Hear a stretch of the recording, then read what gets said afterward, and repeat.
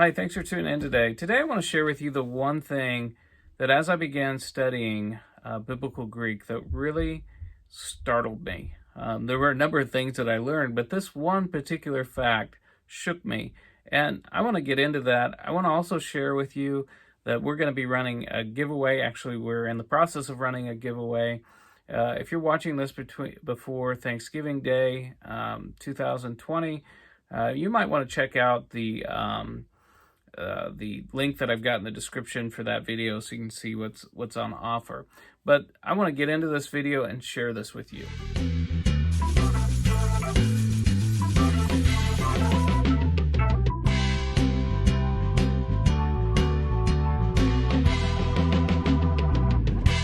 So really quickly, the one thing that really startled me as I began studying biblical Greek, I was basically studying it on my own. And so I wanted to get at least as much knowledge as, a typical seminary student would get. So I began studying the different syllabi of major seminaries that are in the United States. And the one thing that I discovered is how little Greek they actually learn. By that I mean, a lot of them study grammar pretty deeply. They'll have, semester after semester after semester of, syntax and advanced grammar.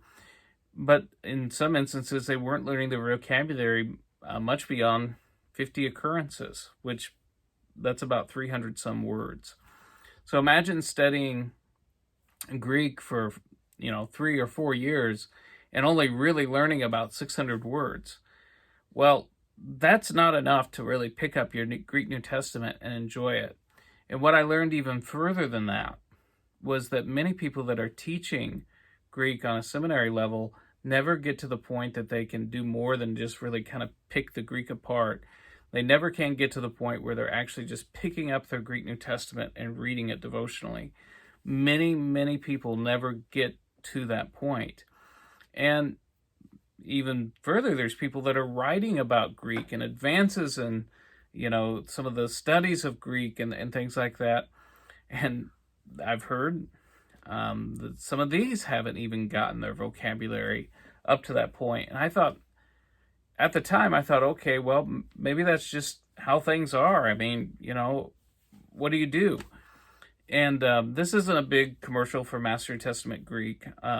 If you want to see my views on that, I've left a link in the description. I did a review of that. But I do want to add that Daryl Burling over at Master New Testament Greek really challenged me to take my Greek to a different level so that I could enjoy reading my Greek New Testament devotionally.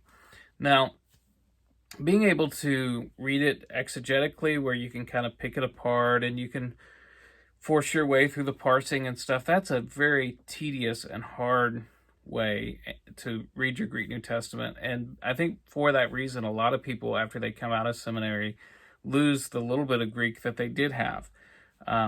But this approach of learning all the vocabulary for the Greek New Testament, or at least a huge chunk of it, makes reading your Greek New Testament really a joy.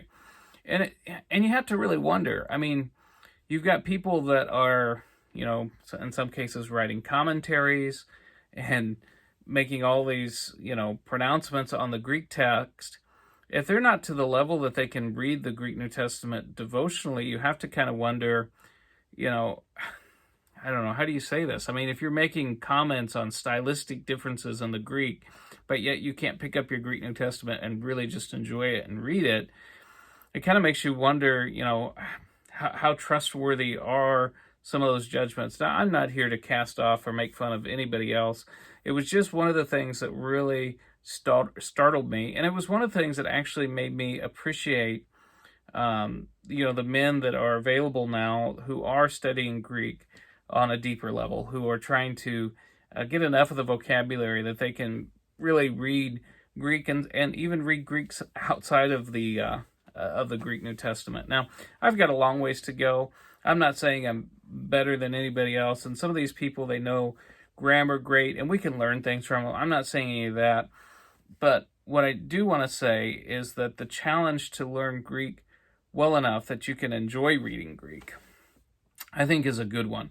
And it's one of the reasons why I've come to appreciate some of the old scholarship too, because now there's Bible software out there, and you can click on a word, and you can find out all its history and different places it was used. When you've got men that are writing, before these major search engines and before computers, and they're quoting people like Tacitus, and they're quoting people, like Plutarch and things like that, it's because they've actually read those works. It's not just because they found it in a search engine somewhere. And sometimes the depth and breadth of some of the older scholarship is to be commended. So one of the things that startled me as I began learning New Testament Greek is that many people today who are making pretty big claims about the New Testament Greek actually don't know it all that well in terms of at least the vocabulary. And so anyways, it's just something I wanted to share with you. I hope it's helpful to you, and we'll see you on the next one.